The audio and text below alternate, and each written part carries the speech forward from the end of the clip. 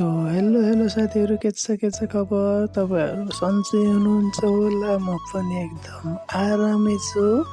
आज चाहिँ हाम्रो होटेलमा 50-60 जनाको खानाको अर्डर आएको छ। त्यही भएर अहिले हामी खाना रेडी गर्दैछौँ। हामीले एकदम मजाले खाना रेडी गर्ने तयारी हुँदैछ। यो चाहिँ सलाद हो एकदम। अनि हामीले चाहिँ एकदम राम्रोसँग तयारी गर्दैछौँ। अहिले चाहिँ मैले फुलोको चामल भिजाउँदैछु गेस्टहरूको लागि। 50 जनाको गेस्टहरू छ, त्यही भएर मैले अहिले फुलोको चामल एकदम मजाले धोए पखाली गर्दैछु है।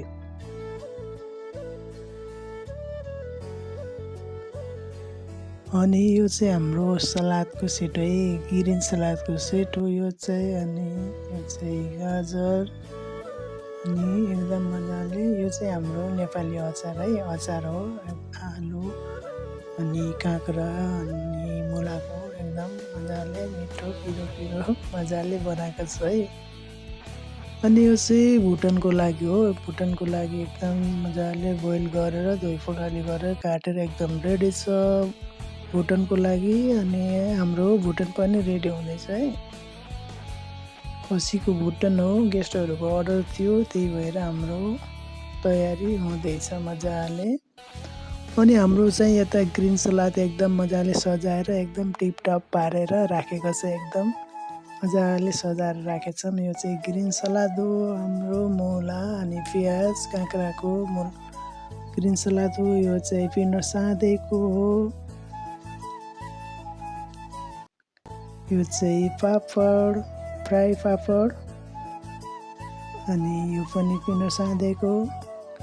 यता चाहिँ हाम्रो चिकन रोस्ट। अनि गेस्टको लागि मैले रोटी पनि बनाउँदैछु है, तावा रोटी एकदम सेक्दैछु मजाले।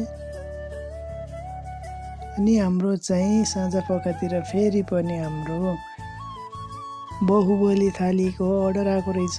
2टा बाहुबली थाली अनि नाङ्लो सेट जे पनि भन्छ है यसको चाहिँ।